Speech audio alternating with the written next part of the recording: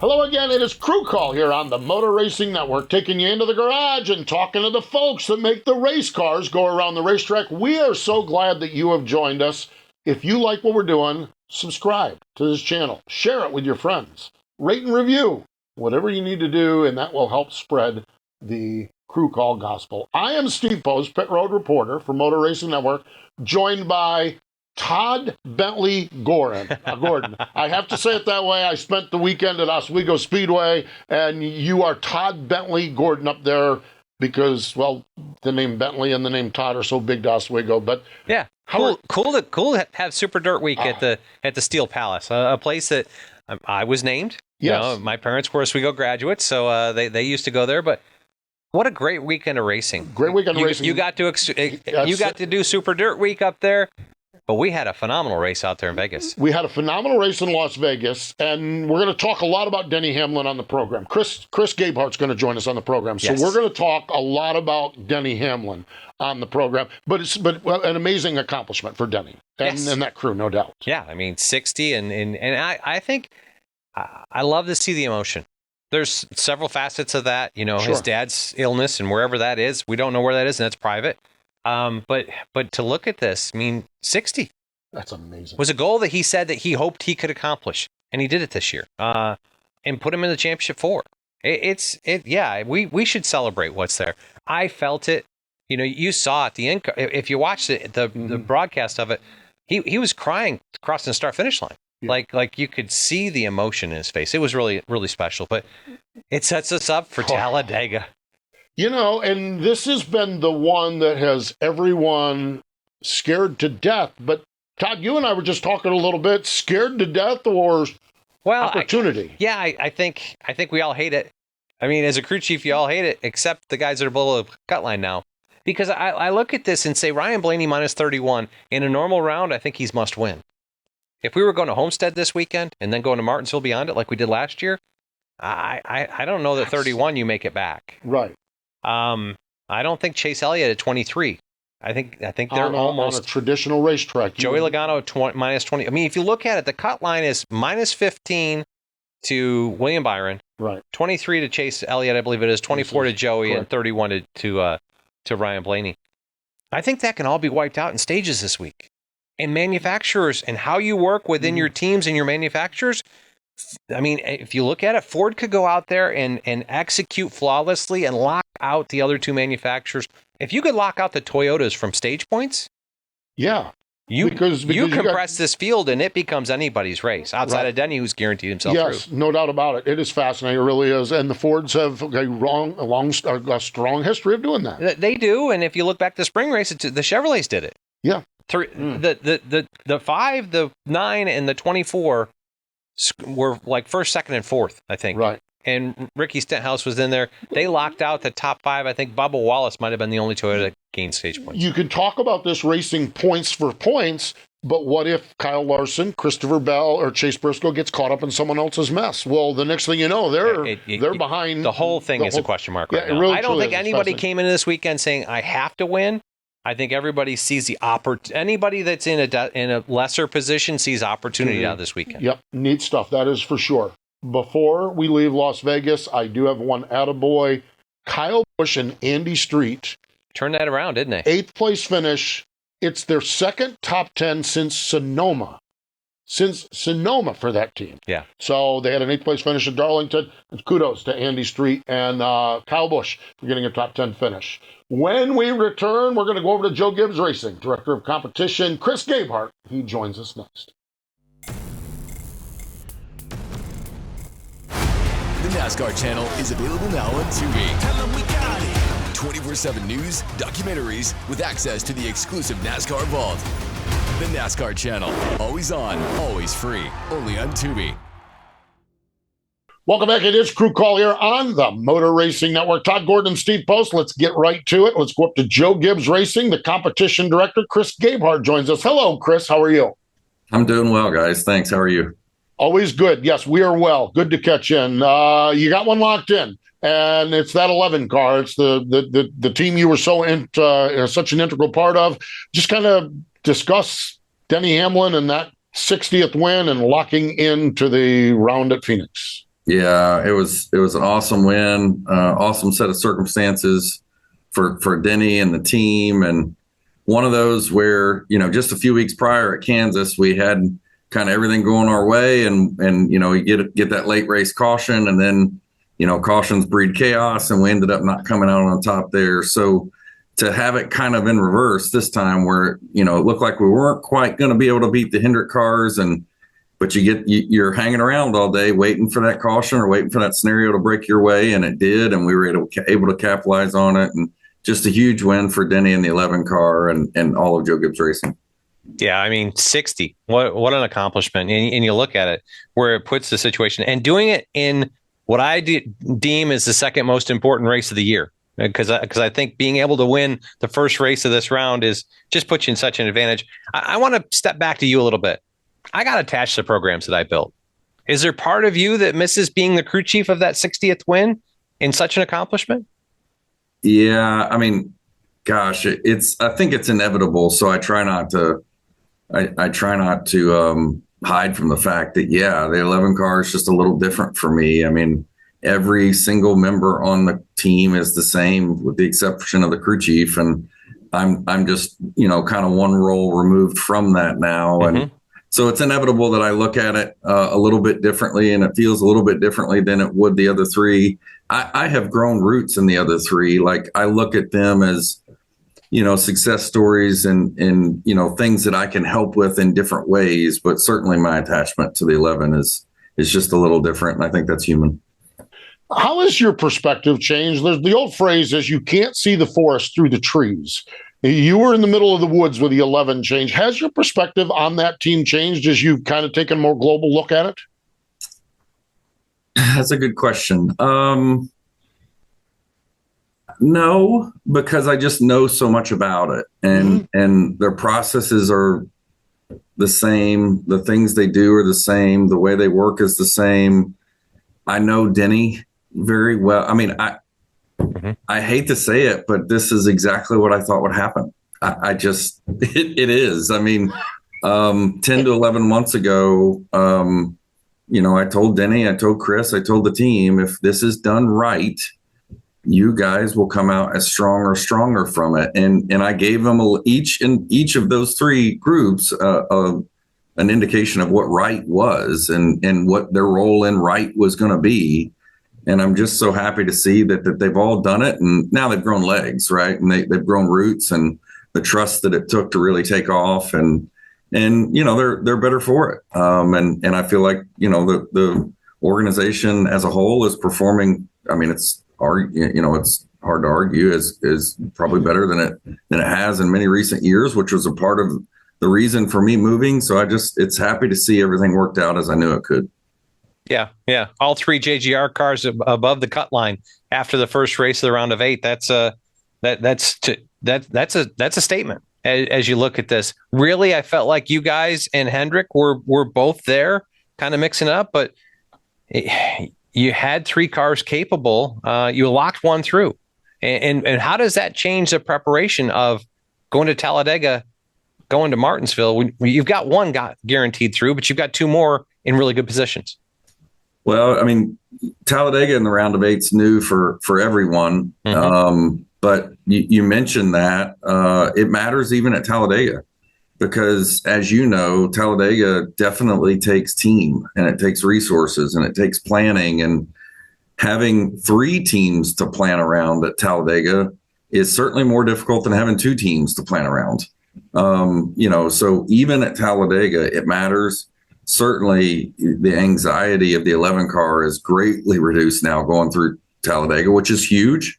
That stress level, having to ride for days on end while we all kind of get numb to it and perform with it. It sure is nice to get a reprieve from it. And that team has it, which is a huge advantage, as you know, Todd. And then where the 19 and 20 are concerned, to your point, we really couldn't have expected to come out at Vegas any better than we did. I mean, it's hard to write the script much better than that. Sure, we could be greedy for a max points day for all 3 teams, but realistically, we nailed it. And, yes. Unfortunately, we had some misfortune with our competitors, which I hate. I love John Hassler and the 12 group. I hated to see that they had trouble. the trouble of 24 had, my gosh, that was just such an awful scenario with such a great run all day. But as you know, Todd, that's part of it. That's part of our sport. We've all had that. And fortunately, we were able to avoid that at Vegas and now have a big advantage because of it. So as you look at this within the organization, does Chris Gale and the 11 team kind of really alter their focus, just everything forward to Phoenix, and just rely on the other two of what the plan needs to be coming forward? Do you split in that way? Yeah, I mean, I don't want to get too into the details, but I don't want the 11 to mail it in, particularly when you look ahead to Martinsville. You know, I think there's a couple things that go into this. Yes, their primary focus will be Phoenix. It'd be silly not to. No. But to just mail it in for 2 weeks, particularly at Martinsville, and then expect to show up to Phoenix in that championship cutthroat form, that can be difficult too. And when you look at how good the 11 ran at Martinsville in the spring and how good he is at Martinsville, you give him a risk-free race at Martinsville when everybody else has got it all on the line. I think he can be very potent at Martinsville. And if the 11 wins at Martinsville, then that means one of the other cars didn't. And we currently have the 19 and 20 above the cut line. So I think there's still a lot of things for the 11 to race for, but certainly their primary focus is going to be Phoenix. It would be silly not to use that advantage.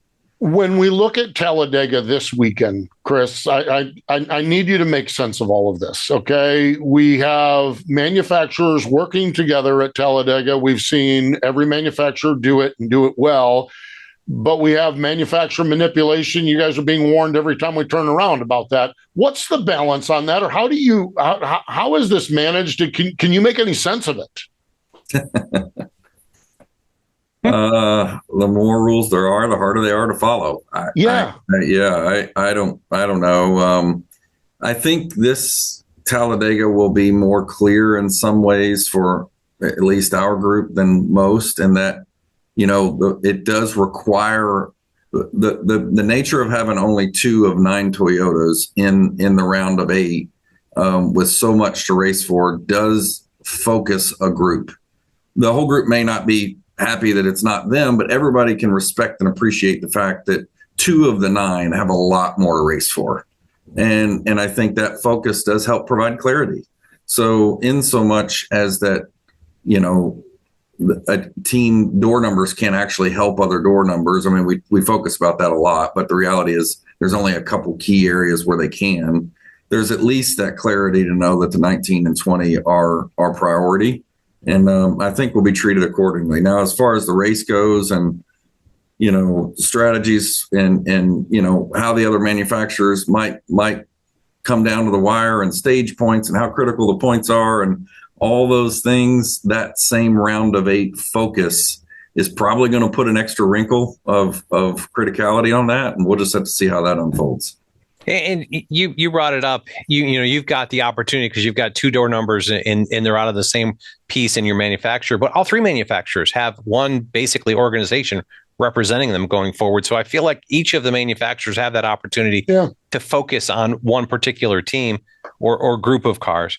And you, with the additional Legacy Motor Club a couple years ago, you brought it up. You've got 9 now, and 9 lets you play your strategy. And I feel like I'm going to give you credit because I feel like you and Denny would have won many more Daytona 500s had you had more Toyotas in the mix. You won speedway races when you didn't have help. It's just incredible what you've been able to do. How has the inclusion and the growth of the Toyota program to include Legacy now where you've got numbers? How's that kind of developed into the organizational plan? It's an interesting dynamic, and we continue to try to refine it, as do other alliances and manufacturer alliances. But now we do have just enough numbers. Mm-hmm. I don't think we have a surplus.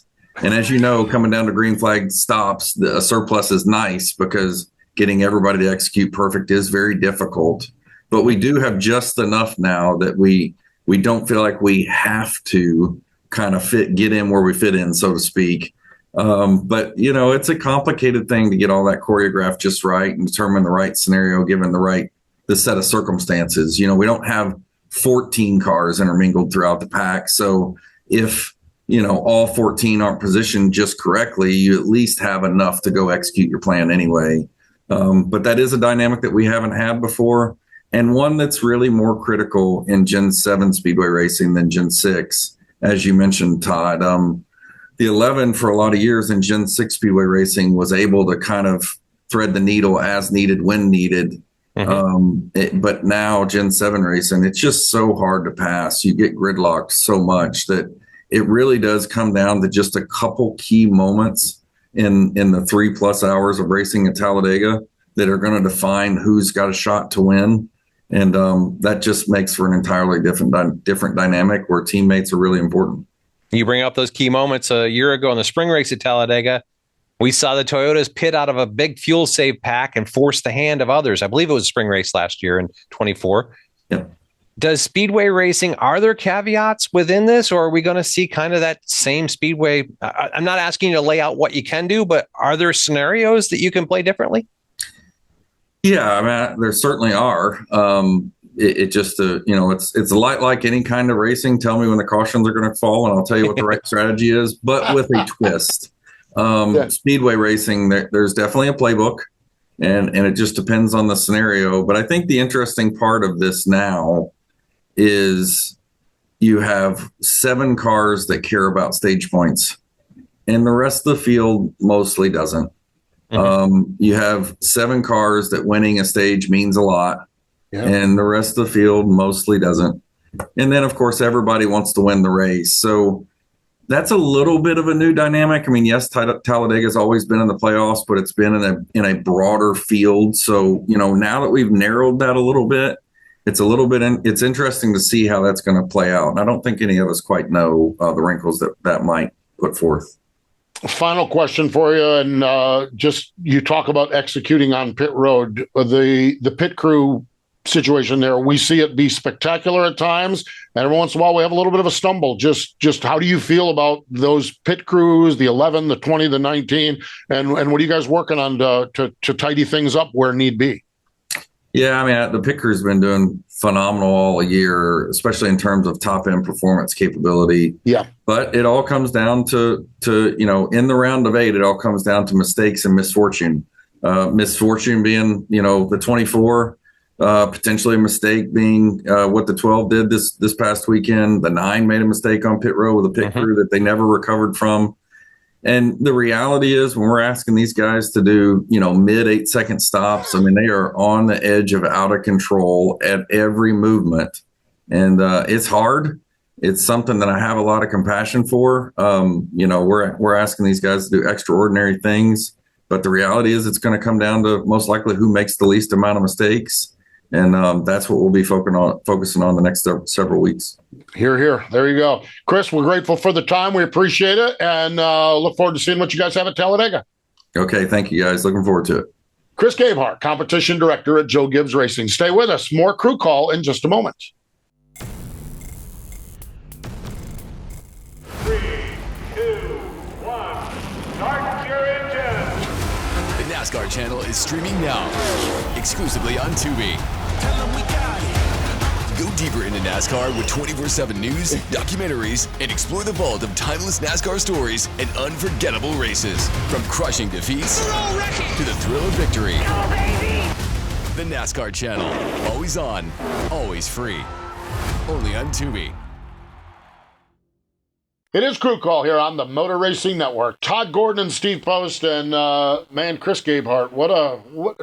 I love chatting with them, too. whether it's here. I'll look in the corner of the garage, you're over talking to him, or I'm talking to him, or Mike Bagley or Moody. He is just a resource. And I can have a 20-minute, 30-minute conversation with him. I think, we both see things very similarly. Yes. Get that out of my word.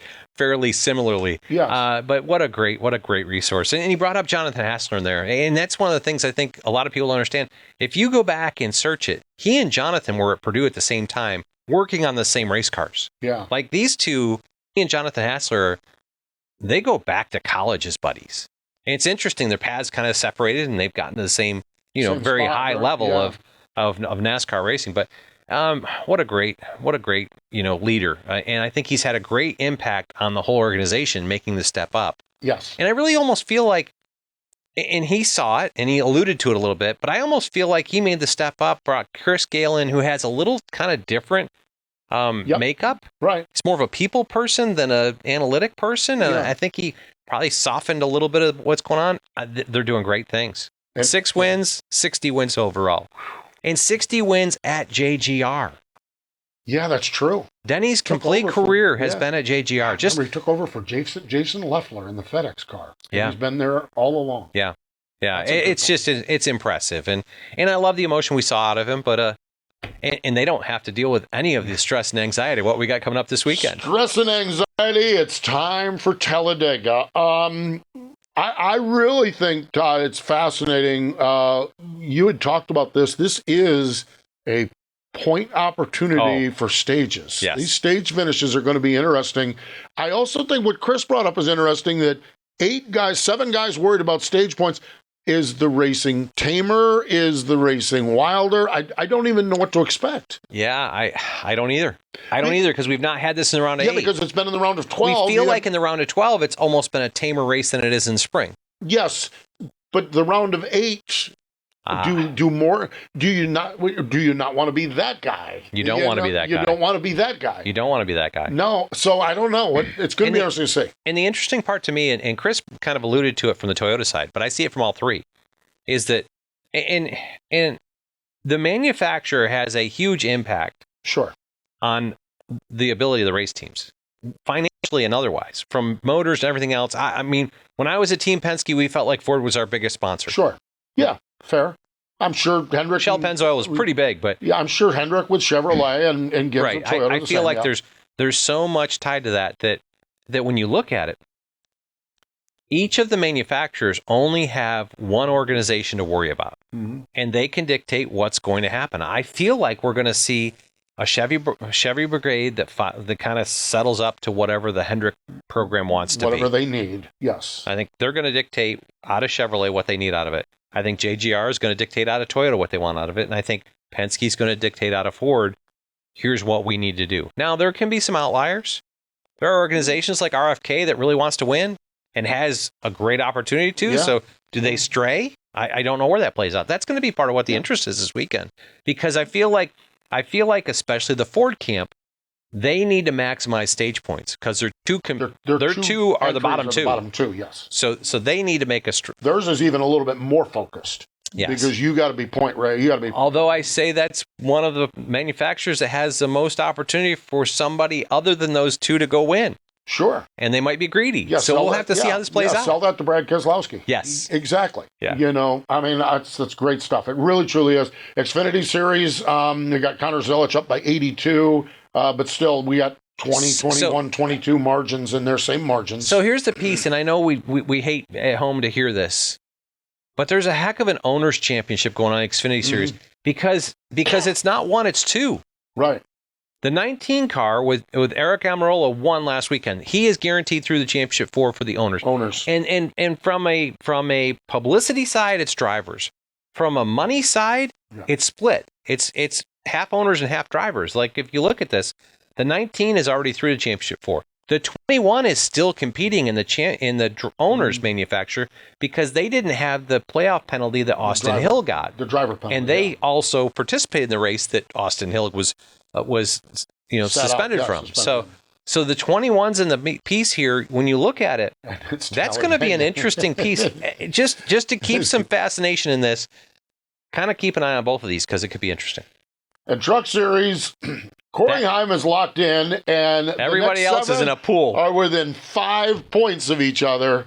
Woo! It's going to be an awesome weekend at Talladega. Yeah. Man, oh man. Yeah. Friday night's going to be Friday afternoon, I guess, is going to be a great race for the Truck Series and see where that goes. Right. We kick it off Friday afternoon, 3:30 Eastern Time, the NASCAR Craftsman Truck Series. The Love's RV Stop, 225. On Saturday, we get going at 1:30, NASCAR Cup Series qualifying only. Got that practice and qualifying out of my lexicon here. Qualifying only.